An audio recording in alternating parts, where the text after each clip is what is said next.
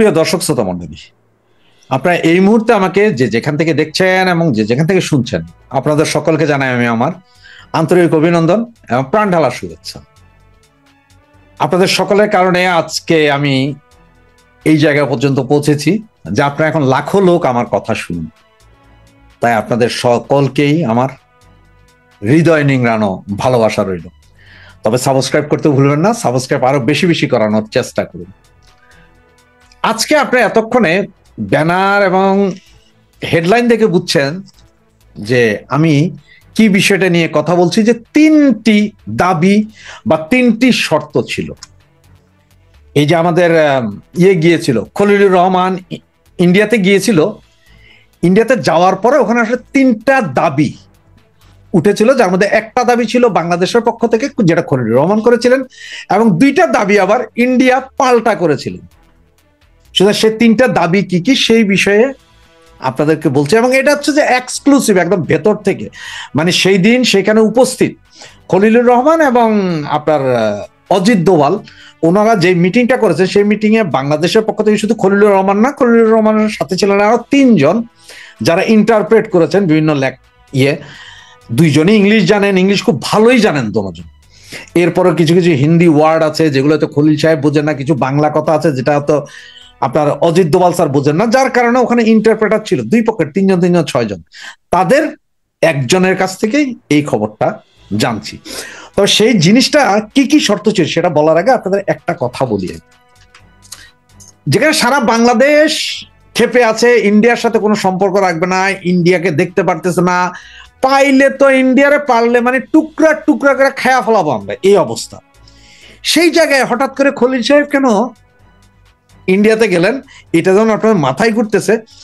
আরেকটা প্রশ্ন হয়তো আপনাদের মাথায় এখন হয়তো ঢুকে নাই, বা অনেকে চিন্তা করছেন, কিন্তু মানে ওই যে বলে না যে গলা পর্যন্ত আসছে ভাই মুখ দিয়ে বের হচ্ছে না, এরকম অবস্থা অনেকেরই আছে, যেটা আমারও গত 2-3 দিন যাবত আসলে আমি মানে ভাবতেছিলাম, কিন্তু ব্যাপারটা আমি পুরো বুঝে উঠতে পারছিলাম না। এই যে আপনার একটা হয়েছে, মিটিং যেটা হয়েছে, এটা হচ্ছে নিরাপত্তা, মানে জঙ্গিবাদ এবং সামুদ্রিক নিরাপত্তার ঝুঁকি সম্পর্কে একটা আলোচনা। সেখানে যেমন ভারত আছে, নেপাল, ভুটান, এই ধরনের কিছু দেশ আছে, কিন্তু সে জায়গায় চায়না বা পাকিস্তান নেই। তাহলে যে জায়গায় চায়না এবং পাকিস্তান নেই, সেইখানে খলিল সাহেব হঠাৎ বাংলাদেশ যাওয়া, এটা একটা লাগে, মাথায় লাগে, বুঝতেছেন কিছু? এরপরে দেখেন, যেমন ইন্ডিয়া কোয়াডে ছিল, যেটা আমেরিকা ইন্ডিয়া কোয়াড, এগুলার কোনো চুক্তিতে কিন্তু বাংলাদেশ স্বাক্ষর করেনি, শেখ হাসিনা কোনো চুক্তিতে যায়নি এর ধরনের। হঠাৎ করে বাংলাদেশ কেন এখন, যেই জায়গায় ইন্ডিয়া হচ্ছে যে মহাসচিব, মানে ইন্ডিয়ার নেতৃত্বে গঠিত যে বাংলাদেশ, ইন্ডিয়া, তারপরে নেপাল, ভুটান, এই সেই, তারপরে সিসিলি, আরো কি কি আছে জানি, এরা সব মিলে একটা কমিটি হচ্ছে, বা একটা আপনার করতে যাচ্ছে চুক্তি। সেই চুক্তিতে, যেই চুক্তিতে পাকিস্তানকে দাওয়াত দেওয়া হয় নাই, যেই চুক্তিতে চায়না এত বড় শক্তিশালী দেশ, সেইখানে চায়নাকে দাওয়াত দেওয়া হয় নাই, বাংলাদেশ গেল, বাংলাদেশ আবার এই চুক্তিতে কথা বলে আসলো, এই চুক্তিতেই আপনার সিগনেচার করে আসলো। এটা কেমন? বাতাস কি কিছু বোঝা যায় ভাইয়া? আমি আপনাদেরকে আজ থেকে 4 দিন আগে বলেছিলাম 15 দিনের সময় দিয়ে গেছে। অনেকেই আমার সেই ভিডিওর নিচে এসে গালাগালি করেছিলেন যে আমি বেশি বুঝি, এই হইছে সেই হইছে। তাদেরকে বলি, এই যে গতকাল থেকে যারা বলা শুরু করছে 7 দিনের সময়, কেমন বিষয়টা বোঝা যায়? গতকালকে আমি 15টা মাদ্রাসা 16টা মাদ্রাসার কথা বলেছিলাম, যে গোয়েন্দা নজরদারিতে অনেকেই বলছেন যে মাদ্রাসার নামগুলো আমি কেন দিলাম, ওই দিলাম সেই দিলাম। তো তাদের উদ্দেশ্যে বলি, ভাই যেইটুকু দেওয়ার মতো সেইটুকুই দিচ্ছি, যেটুকু দেওয়ার মতো না সেটুকু আপনারা পাচ্ছেন না। কারণ কোথায় কি আছে বা কোথায় কি হচ্ছে সবগুলো তো আপনাদের বলা হচ্ছে না, কিন্তু আপনাদের হিংস দিয়ে দেওয়া হচ্ছে যাতে আপনারা একটু সতর্ক থাকেন। আর যেগুলোর নাম বলা হয়েছে এমনও তো হইতে পারে সেগুলোর বিপরীতের অন্য কিছু করতেছে। এই হচ্ছে যে কাহিনী।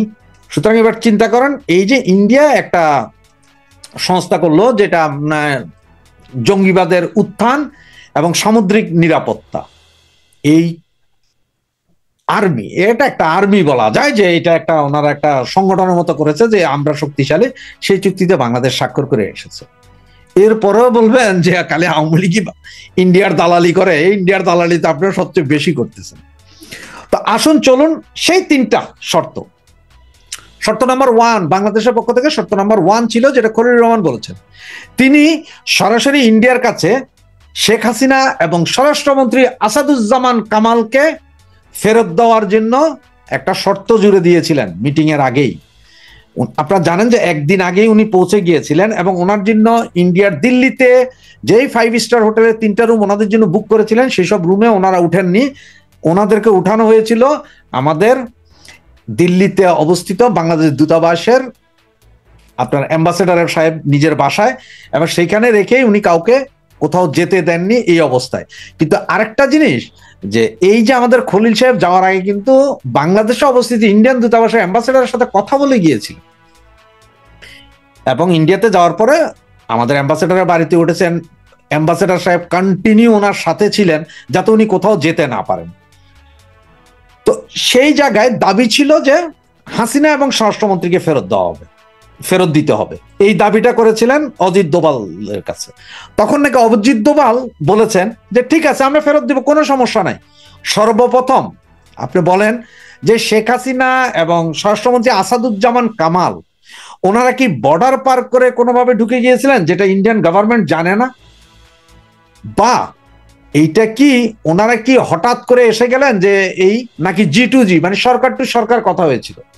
যেদিন শেখ হাসিনা আসাদুজ্জামান খান কামাল তারা বাংলাদেশে ঢুকেছেন সেদিন তো বাংলাদেশ থেকেই জাতীয় পতাকা দেওয়া হেলিকপ্টারে ওনাকে উঠানো হয়েছে, ওখান থেকে কুর্মিটোলা থেকে আবার সেনাবাহিনী 3 বাহিনী সেনাবাহিনী নৌ বিমান বাহিনীর নিজস্ব বিমানে এবং 18 জন SSF কর্মকর্তা অধীনে রাষ্ট্রীয় সম্মানে ওনাকে এনে নামানো হয়েছিল। কোনটা আগে? এই 2টার জবাব আপনি দিন, যদি দিতে পারেন সুন্দরভাবে তাহলে আমরা শেখ হাসিনা এবং আসাদুজ্জামান খান কামালকে ফেরত দিব।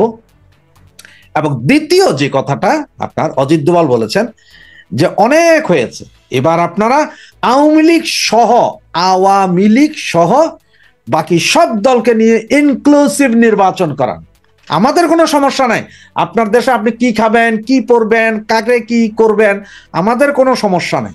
কিন্তু আমাদের সমস্যা যে সেটা হচ্ছে আমরা চাই আপনার দেশে জঙ্গি উৎপাত না হোক, সেখান থেকে কোনো কিছু আমাদের দেশে না আসুক। আপনার পাকিস্তানের সাথে কি আপনারা আবার মিলিত হবেন, পাকিস্তানি ফ্ল্যাগ লাগাবেন দেশের সব জায়গায়, আপনাদের গাড়িতে জাতীয় পতাকা না রেখা পাকিস্তানি পতাকা, সেটা আমাদের কোনো সমস্যা নেই। কিন্তু আপনার দেশ থেকে যদি একটুকু নিরাপত্তার হুমকি মনে করি সেইখানেই আমরা আপনারে সেকেন্ড টাইম আর কোনো ওয়ার্নিং দেওয়া হবে। এবং সেই ওয়ার্নিংটার মধ্যে ওই যে আপনাদের বলেছিলাম গত 3 দিন আগে যে 15 দিনের সময় দিয়েছেন জঙ্গি উৎপাদন বন্ধ করতে হবে, এবং ওনারা বলছে ISS এর 77 জন সুশিক্ষিত কর্মকর্তা বাংলাদেশে আছে, বাংলাদেশের বিভিন্ন জায়গায় ওরা ক্যাম্প করে, সেসব ক্যাম্পের ভেতরে ওনারা প্রশিক্ষণ দিচ্ছে, জঙ্গি প্রশিক্ষণ, অস্ত্র শস্ত্র সবই দিচ্ছে। এগুলার ডাটা সহ পুরো দোসিয়ার বলে বা আপনারা বলতে পারেন একটা ফাইল, 184 পাতার একটা ফাইল দিয়েছে যেখানের মধ্যে 84টা স্পট ছবি, স্যাটেলাইট ছবি, ভেতরের ছবি, অস্ত্র প্রশিক্ষণের ছবি সবগুলো দিয়ে দিয়েছে যে এগুলো আগে নির্মূল করেন, এরপরে আপনি আমাদের সাথে কথা বলতে আসেন। তখন নাকি খলিল সাহেব বলেছেন যে আমি তো আসলে এখানে এই মুহূর্তে আপনাকে এটার 100% কিছু বলতে পারবো না, দেখেন আমি তো আসলে আমাকে এখন এই নিরাপত্তা উপদেষ্টার কোনো পদও ছিল না, যেহেতু আমরা আপনাদের সাথে কথা বলতে পারতেছিলাম না, কারণ নিরাপত্তা উপদেষ্টা কথা বলবো, অন্য কোথাও বলতে পারে না, যার কারণে আমাকে এখন এটা পোস্টিং দেওয়া হয়েছে। সুতরাং আমি সেই হিসাবে আপনার সাথে এসে কথা বলছি। আমি বাংলাদেশে যাওয়ার পরে আমি ইউনূস সাহেবের সাথে কথা বলবো, যে ইউনূস সাহেবকে বলবো যে আপনাদের দাবিগুলো, এবং দেখি উনি কি বলে। তবে আমি আসলে আপনাকে গ্যারান্টি দিতে পারছি না উনি আপনাদের এই দাবিগুলা। তখন নাকি অজিত দোভাল আবার বলেন যে ওই যে মাইকের সামনে দাঁড়িয়ে রাস্তার হকারের মতো ওই যে শেখ হাসিনাকে ফেরত দেবো, হেগে যাবো, ওই সেই এগুলো বললেন না, কারণ হেগের সাথে আমাদের কোনো চুক্তি নাই, আর আপনাদের ICC যেই ট্রাইব্যুনাল এইটার সাথে তো আমাদের কোনো দরকারই নেই। এটা আপনি কি করছেন না করছেন ফালতু ICC। হ্যাঁ, এখন যদি আপনাদের বাংলাদেশের সুপ্রিম কোর্ট, হাইকোর্ট থেকে একটা কথা ছিল তাহলে হয়তো চিন্তা করার বিষয় ছিল। ICT স্পেশাল কোর্ট আমাদের কোনো ব্যাপার না, আপনারা কি করতেছেন তা আপনাদের ঘরে আপনারা কি করবেন। আর এইসব বিচার আচার যেখানে আপনার ওই বিবাদী পক্ষ নাই, কেউ নাই, সাক্ষী নাই, প্রমাণ নাই, আপনার যা ইচ্ছা তা বইলে আপনার বিচারটা কইরা দিলেন, তো ওইটাতে আমরা কর্ণপাতও করব না। আর শেখ হাসিনা, আসাদুজ্জামান খান কামাল এনাদেরকে ফেরত দিতে হইলে প্রথমে আপনার সরকারকে লিখিত জানাইতে হবে যে ওনারা যে এখানে আসছেন ওনারা তো রাষ্ট্রীয় মর্যাদায় আসছেন, ওনার রাষ্ট্রীয় মর্যাদায় এসেছেন এবং এখনো রাষ্ট্রীয় মর্যাদায় আছেন। সুতরাং এসব ফাউল কথা বলে লাভ নাই।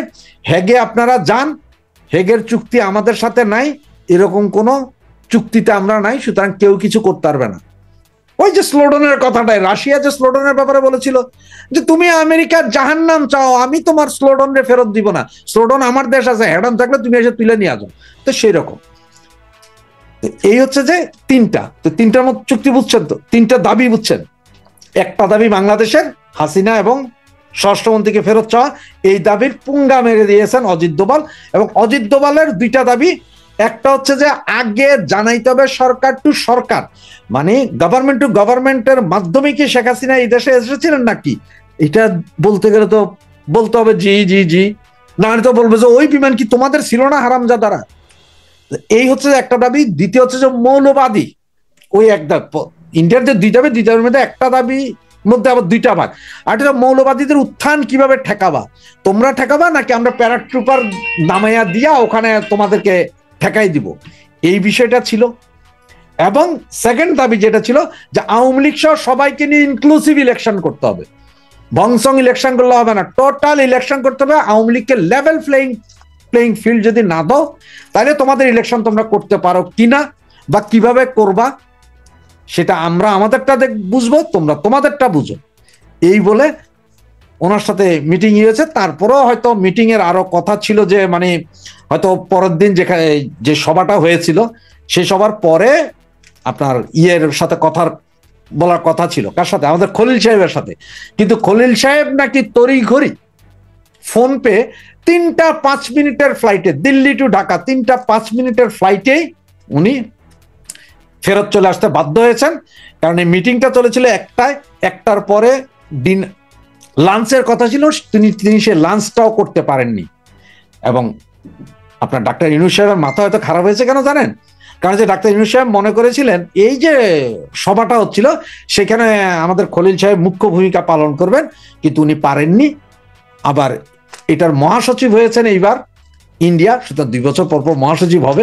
বাংলাদেশ কবে তারা জানেন না, তবে পাকিস্তান আর চায়নার পঙ্গা মারা, ওনাদের সাথে এত সম্পর্ক থাকার পরও, ওদের না ডাকার পরও খলিল সাহেব গিয়ে চুক্তি করে এসেছেন। এবার তাহলে বুঝুন, জয় বাংলা, জয় বঙ্গবন্ধু।